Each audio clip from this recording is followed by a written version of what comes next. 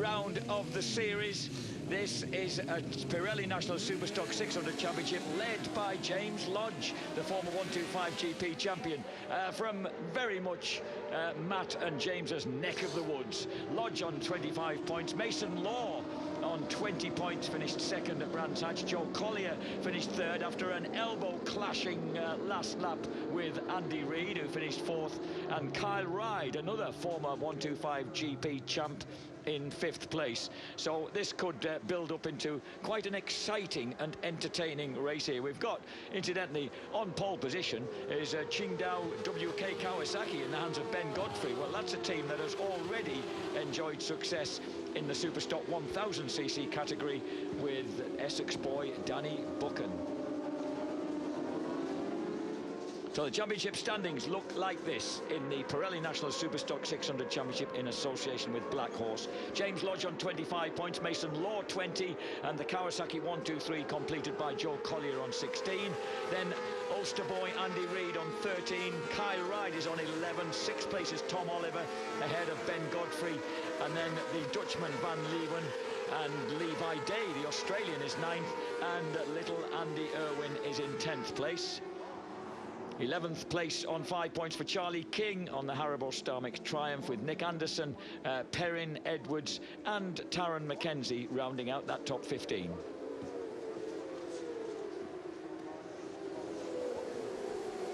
The grid is led by Ben Godfrey, riding bike number 16 for the Qingdao WK Kawasaki team. Second is 11, Joe Collier from Leicester on the B. Weiser Kawasaki. In third place, number 61, Ben Curry from Melbourne in Australia for Motor Breakers Kawasaki. The second row headed by title leader James Lodge from Andy Reid, and then Andrew Irwin from Carrickfergus on the MWR Kawasaki. Then we've got Levi Day, Dan Stamper and Kyle Ryde on the third row of the grid, and the fourth row headed by the runner-up at Brands Hatch, Mason Law from Nick Anderson and Jamie Perrin.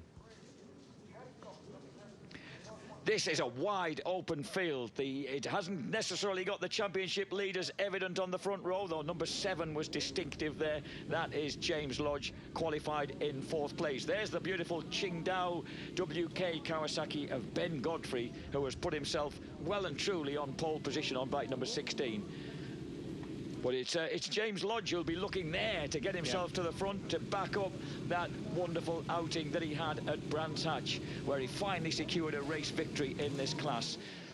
Ben Godfrey, the 18-year-old from Long Eaton, 16th in this championship last year, got a 3rd place at Silverstone. He's looking to do it again, or even better, off pole position here at Oulton Park as they launch off the line. But he hasn't got the best of starts. He's certainly not. Wow, someone's... Oh, where did he come from? Wow, hey, someone catapulted through from about the 3rd row of the grid and actually managed to snatch the lead as they dropped downhill through Old Lodge Corner. Might have been Kyle Ryde, that. Well, it could, you know, that was a proper 125 superstar start, wasn't it? Brilliant start, and I think it is it Kyle? It's Andy Reid. It's Andy Reid. Oh, Speedy Reedy. You might have known now, the two Northern Irish lads, Andrew Irwin and Andrew Reid. Andrew Reid, yeah. Well, young Irwin's already seen his big brother Glenn finish 3rd yesterday in the Supersport sprint race, and now here he is leading the way on the NWR Kawasaki. Yeah, Andy Reid in 2nd on the Yamaha. He's in a group of all Kawasaki's. It seems to be the bike of choice in this class is Kawasaki now. Andrew Irwin's gone from 6th on the grid to 1st, and Andy Reid's come from the 2nd row to be 2nd. Andy Reid, remember, led it by some distance at Brands Hatch and ended up finishing 4th. He got sort of beaten up the last couple of 3 laps and then ran straight on. Somebody off. So two lads have clashed. There's always someone saying, excuse me, what did you do that for? Yep. Aaron Clark is one of the lads who's gone down, and I think he's the one who wasn't holding his hands up, and you can see that someone not too pleased with each other. I think Max Simmons from Yeovil on a Kawasaki, or off a Kawasaki, with the 2nd of those men. Oh, someone backing in violently there into Lodge Corner. Someone's gone off ahead of him. That's probably why James is distracted. Is that Ben Godfrey? It is. It's a Qingdao bike. That's Ben Godfrey. Oh, no. Yeah. Unlucky for the lad off pole position. Nice lad as well he is. I chatted with him last night, trying to steal some Qingdao beer. He looks as if he needs to steal some racing leathers. He's got the off-the-peg variety. Irwin, Reid, Curry, Lodge, Collier, Day, Perrin, Ride, Campbell. Here comes Lodge, number 7 up the inside, and that's a brave move into Ireland on one of these. Ben Curry, who qualified on... Andrew Irwin, remember the Irwin boys, their dad Alan was an enthusiastic road racer and very successful. I raced with him, had a nice three-cylinder two-stroke Honda that he raced really well. Now that's and this is Ben Godfrey's off. Lost the front going into Lodge. It's easy done. Everybody's done it. If you've raced bikes for more than a couple of years, you'll have done that exact same thing. Meanwhile, at the front, Andrew Reid, and I'll tell you what, Andrew Reid, he's only just turned 20, but having a young scallywag also from Northern Ireland pestering him, and it'll really make him motor on. Well, look at that, Andy Reid on there, Andy Irwin on the MWR Racing Kawasaki, based, of course, in Ireland.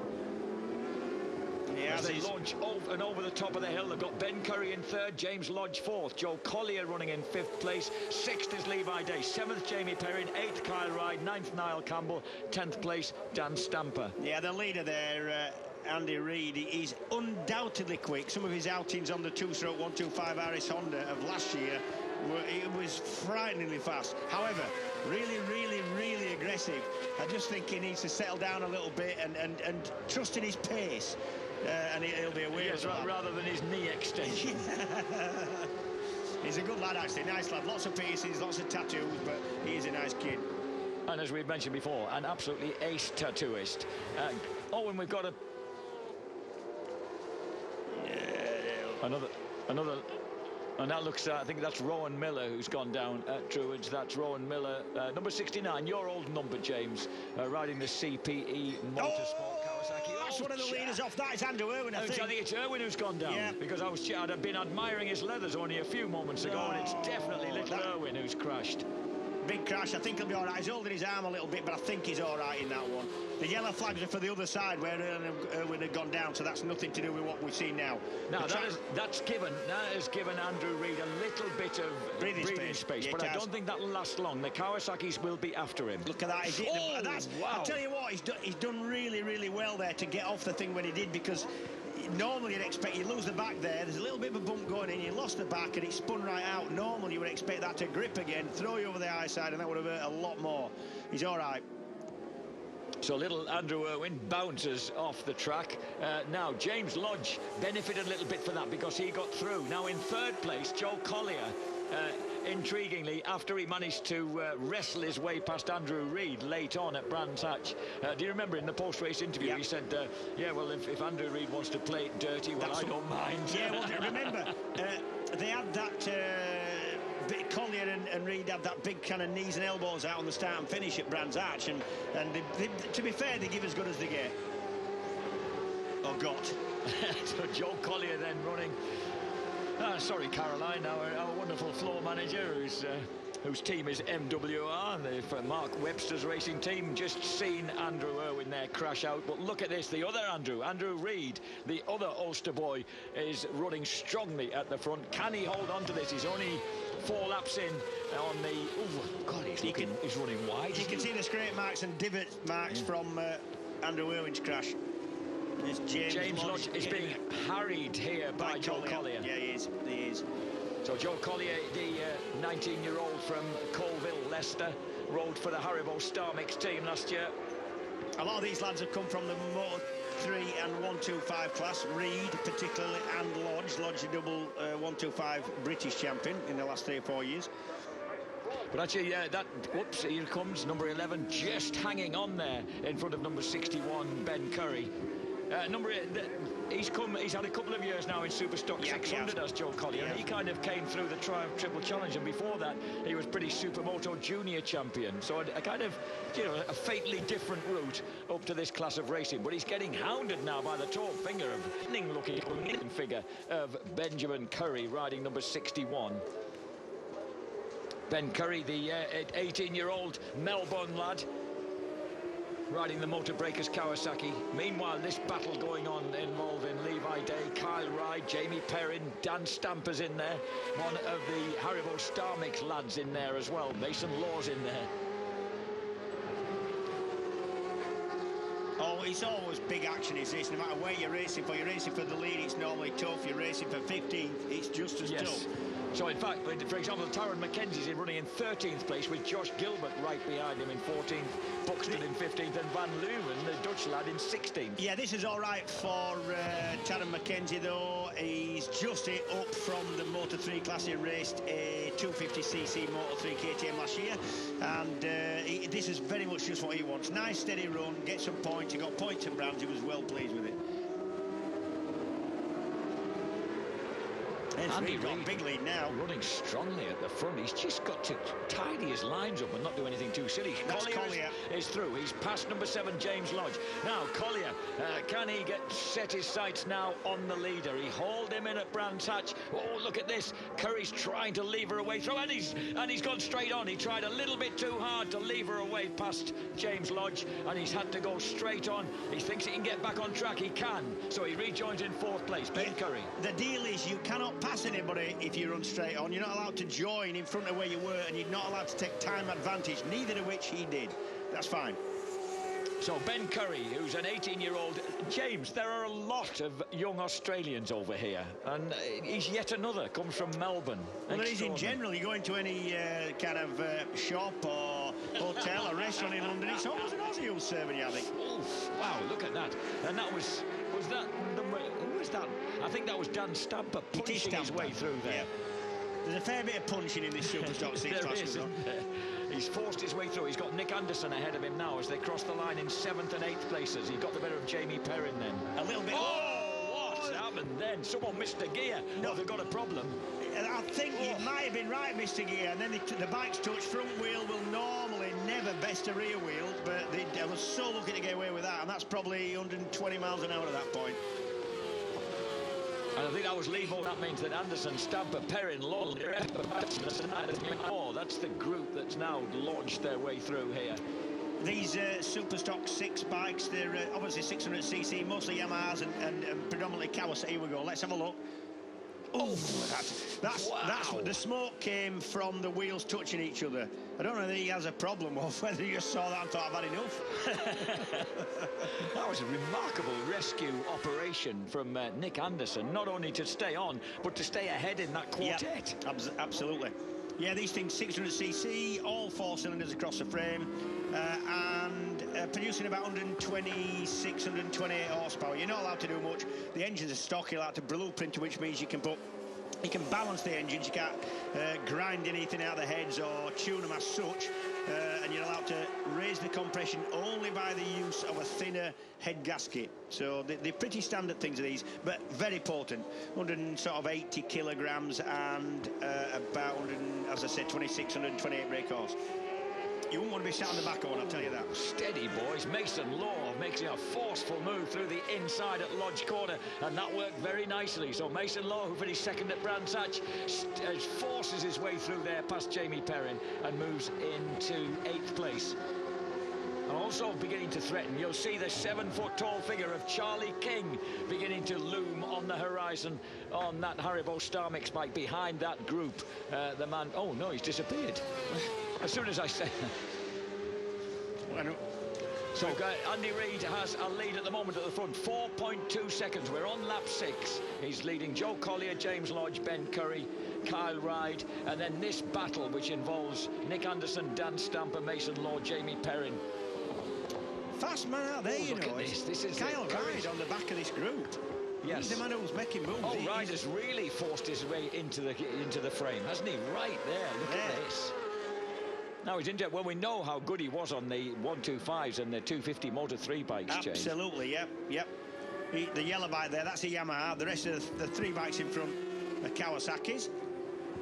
So Kyle Ryde, who comes from a glorious place called Jacksdale in Nottinghamshire. He's still only 16 years old, for goodness sake. I thought he was 17 now. Oh dear. Not even allowed to drive a car. Nobody's allowed to do this. He's allowed to wang round Oulton Park.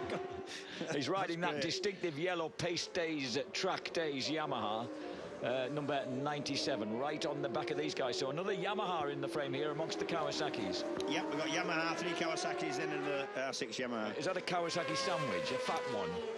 Yes, that's a triple stacker. That's the one. We're on the 8th lap of 14, so just past half race distance with Reid currently a whisker under 5 seconds ahead of Collier, Lodge, Curry and Ride. And there are the 4 of them. And if Andy Reid, I hope he... Oh, what? Right, Kyle Ride sits up Benjamin Curry there properly. So Cuzzer finds himself forced back into 5th place. Wonder what his response will be to that. Kyle Ride then looking... look, it's like so many of these people, they grow up, James, don't they? And you kind of haven't seen them for a couple of years. Yeah. And the big boys suddenly. Yeah, Kyle Ride's going to be shaving soon, I'm sure. Kyle Ride, who's been in the Red Bull rookies, of course, plenty of experience of racing abroad. As Andy Reid moves out of picture, Kyle Ride now begins to tackle James Lodge. Oh, and Lodge, he didn't get such a good drive up the hill. I think Kyle Ride can get alongside him and outbrake him down the hill. He's trying it from the outside. That's not going to work. No. Kyle Ride, who started racing mini motos from the age of 6, moved on to 50cc Metra kits when he was 8. So he's been racing most of his life, you can safely say. Over the top of the hill, still tried to claw back the advantage of Joe Collier and Jay. Lodge is good, isn't he? He rides very tidy lines. He does. Lodge rides 1-2-5 lines, as a little bit does Kyle Ride. You know, you watch Lodge, he lets the brakes off and rolls it in from wide and carries decent mid-corner speed. The more power you've got, the less able you are to do that. With a big bike, you can't stay in the corner long enough with big lean up because you can't open the throttle when you're leaned over, when you've got a lot of power. This is the battle going on behind them as they sweep across the line. Nick Anderson under pressure from Mason Law. Dan Stamper and that conspicuous red helmet is right in there as well. Jamie Perrin 9th. And Charlie King, forcing his way into the issue, is in 10th place.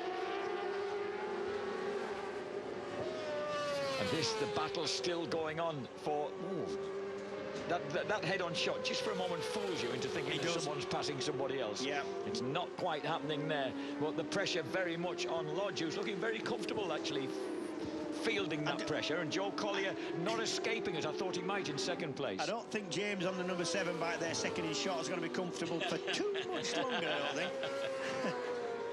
We're on the 9th lap of 14. It's Reid, Collier, Lodge, Ride, Curry, Anderson, Law, Stamper, Perrin, King. And then Josh Gilbert and Taz McKenzie having a terrific ride. Is up now into 12th place. Yeah, we go out for courage sometimes with that man there, number 7, Lodge, and his brother, Jonathan, who's just been out of the Superstock 1000 race, and his dad, and I'm mates with his dad's brothers. And they're all really sort of dry, taking the mick out of anything that moves. So a curry night out for them is basically just people watching and giggling at other people's misfortune, generally. That's what it seems to be. But it's good fun. Good training food then, a bit of curry. Is that yes, what you used to fill yourself with before racing? No, don't be fooled. Most of these lads are really fit. Most riders now who are aspirational, like most of these lads are always taking the training very seriously, as do the Lodgers. Look at that tiny little figure there on the WD-40 bike. That is Taron McKenzie, son of 3-time British Superbike champion Neil McKenzie, and he's right behind number 24, Josh Gilbert, on the 2nd of the Haribo Star Mix triumphs. Yeah, he's 17 now, he's Taz, and you just can't believe it. He looks about 14. So Taron McKenzie keeping the pressure on at the moment. He's running in 12th place. There's a big gap ahead of them to Charlie King, so really all he can realistically do is try and get Gilbert for 11th spot and achieve his best result so far. Battle for 2nd again. And Collier just edging away at that point. He's fast in the early part of this course. Yeah, Lodge tends to be quicker, and Ride tend to be quick where it's faster flowing points of the track where they can let the brakes off and run it in with a little bit more mid-corner speed. Having said that, somebody's off. There's a couple off track. That's up and down. That's coming down into cascades. Yeah, there must be 3 involved because I've seen a lot of dust going up there. So 10 of 14. Have we had 2/3? Yes, we have. We've got a faller at Oulton as well, number 22, Mason Law. Mason Law, we think, has gone down on the trick motorbike. He's lying 2nd in the championship. Oh, Mason will be really miffed with that. Riding for the Chris Walker Racing School, of course, last season. Walker very impressed with him. But what? Oh, wow! Oh, and that's a huge crash. And there was somebody else. Boys, yeah, they had to run off to avoid the bike. Yeah. Oh dear, and that. That's number 80 who's gone down, James. That's Dan Stamper. Oh, Dan having such a good ride. We're stamping now. And we think it was number 94 that went down before. That was Greg Gilfallen on his GSG Racing Kawasaki. I think it was, yeah. I think it was. So, Andy, after all that breathlessness, Andy Reid has a 6.3 second advantage over this three. Here he is. Look at him. Speedy Reedy, just looking, well in control. I've got to say, this is, in this class, it counts as a drubbing. And Reid has got past Lodge, has it? Not quite. You're having a look at his mate. They're good mates, these two. And he was having a good look at his mate, James Lodge, as he went on towards Ireland. So Kyle Reid, who was won the GP 125 GP Championship in 2011, he'd done the last 6 rounds in 2010, got a top 6 place at Silverstone. But of course, by that time, James Lodge had already won that championship twice. As they come over the top of it, so they know one another well from their 125 scuffling days. Joe Collier's looking neat and tidy in second place. Yep. Collier, number 11, riding the B. Weiser Kawasaki. I'm very impressed with the fact that B. Weiser Insurance has huge advertising hoardings on motorway service stations and things when you're entering motorway service stations. It seems remarkably mainstream for a motorcycle sponsor. So B. Weiser Kawasaki in second place. There is the leader going out of picture. Joe Collier, looking pretty steady in second. And then James Lodge still fending off Kyle Reid for the pleasure of mounting the rostrum. Is fourth place the worst place to finish, James? No, I would say last is the worst place to finish. But technically, I'm no expert on this, you understand? You never finished last, did you? I never finished last. No, I'd rather go out in a blaze of bullets me than finish anywhere below about 6. You did, actually, yes. The number of glorious front-end crashes that you had. Yeah, you're right. You're absolutely right. Now, just thinking in a battle like this, fourth must seem just a little bit of a letdown, really. It is, yeah. You want to be on the rostrum if you can. And obviously, Lodge has a championship lead to protect, so the points are valuable too. Indeed, 16 points up for grabs for third place.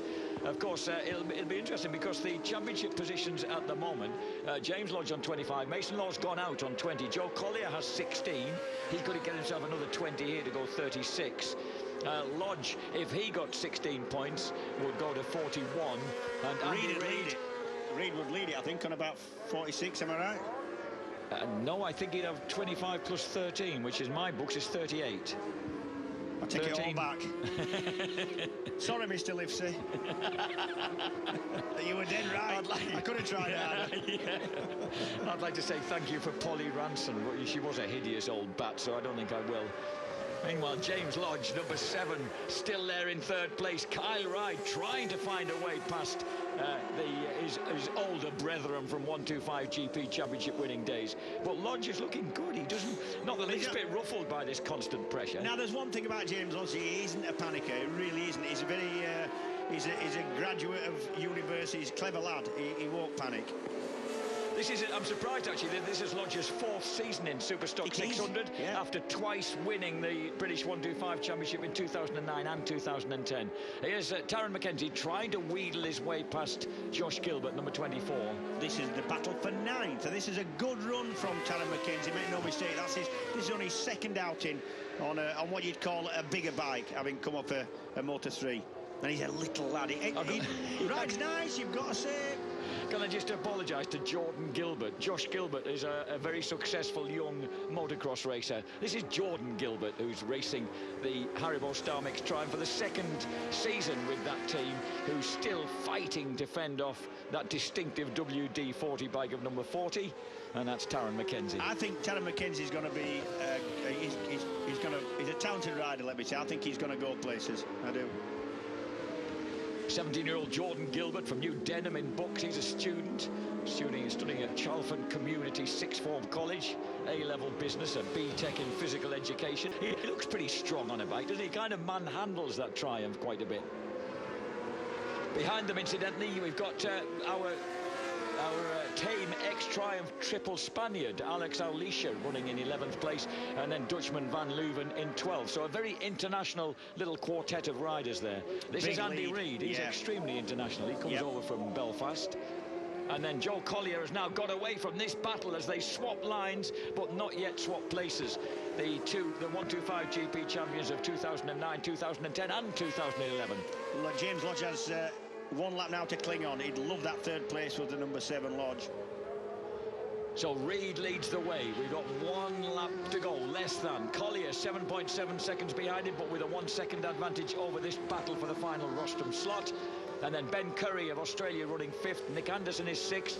Charlie King has forced his way through to 7th place. Good run. Ahead of Jamie Perrin. It is from a long way back. He lives a long way away. King's Lynn, long way from anywhere, that. So as they hurtle round Island Bend on the final lap, this battle will go right to the end. But so far, you can't believe that Kyle Ryde's been saving something up for the last lap. He's been desperately trying to find a way through. Or has he? Has he just been showing a wheel? Does he have a plan? Is he confident that he can get past when he wants? You wouldn't leave it to the last lap unless A, you couldn't, or B, you were dead confident in it working. Well, we'll find out in the next half a minute, won't we? For sure. James Lodge, of course, scored his first victory in this class at Brands Hatch. I just think that James Lodge is a little bit better on the brakes. I think that Kyle Ryde's better in some other places, but I think it's a lot easier to pass somebody you're better on the brakes anyway. If you're good on the brakes, you're a difficult person to pass. He's having a bit of a line-up now. Oh, now he really is beginning to threaten. What he needs to do, Kyle Ryde, there on the yellow bike, is get out of Druids this corner quick and get up the inside into Lodge. That's his last chance. Lodge is defending, look. Sweet. Meanwhile, from Jordanstown in County Antrim in Northern Ireland, 20-year-old even, Andrew Reid takes his first victory in the National Superstock 600cc Championship. 2nd place to Joe Collier. 3rd place does go to James Lodge. The current championship leader just clings on for a rostrum place and 16 precious points ahead of Kyle Ryde. Ben Curry finishes in 5th place. Nick Anderson just behind him in 6th. 7th place. We've got Charlie King ahead of Jamie Perrin. And it looks like Jordan Gilbert on the 2nd of the Haribo Star Mix bikes is just going to hold off Taron Mackenzie. He does, crosses the line in 9th place. Mackenzie 10th, Alicia Van Leuven 11th and 12th. Levi Day in 13th. So we've got Scotsman, Spaniard, Dutchman and Australian running tail to tail, nose to tail as they cross the line. 14th place for Niall Campbell. 15th place for number 46, Ashley Buxton. But a terrific ride by Andrew Reid. I would say on the FFX Yamaha, that's the boy beginning to show you really what he's capable of on a 600, James. I think you did right, and I think this class will suit him. It will definitely suit a rider who'll stick his knees and elbows out and get stuck in. I like to talk about the bike. It's fantastic. I've had a look at it in the garage. What a beautiful turned out R6 Yamaha that is. So teammate shares a garage, of course, with Ian Hutchinson in FFX Yamaha.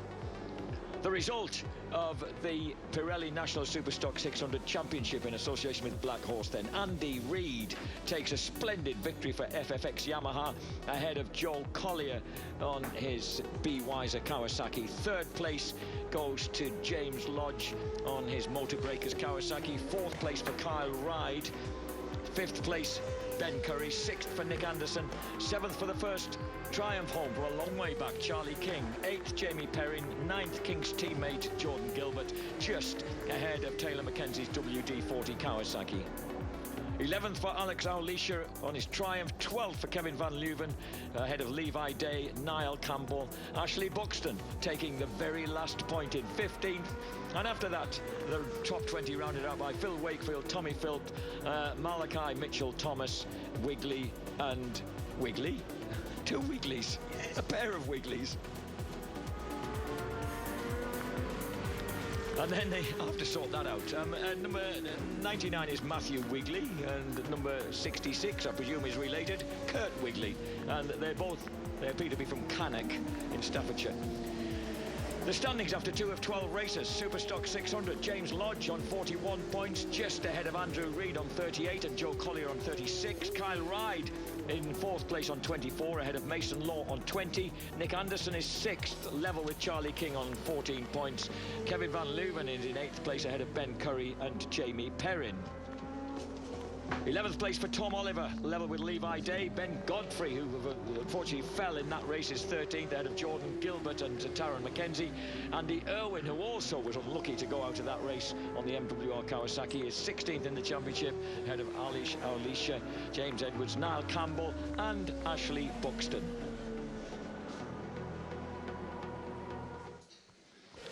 This was the Pirelli National Superstock 600 round here at Oulton Park, and a couple of amazing starts, especially from that man who hits the front. Andrew Reid, from way back on the grid, just launched himself to the front. Really impressive start by the Belfast man.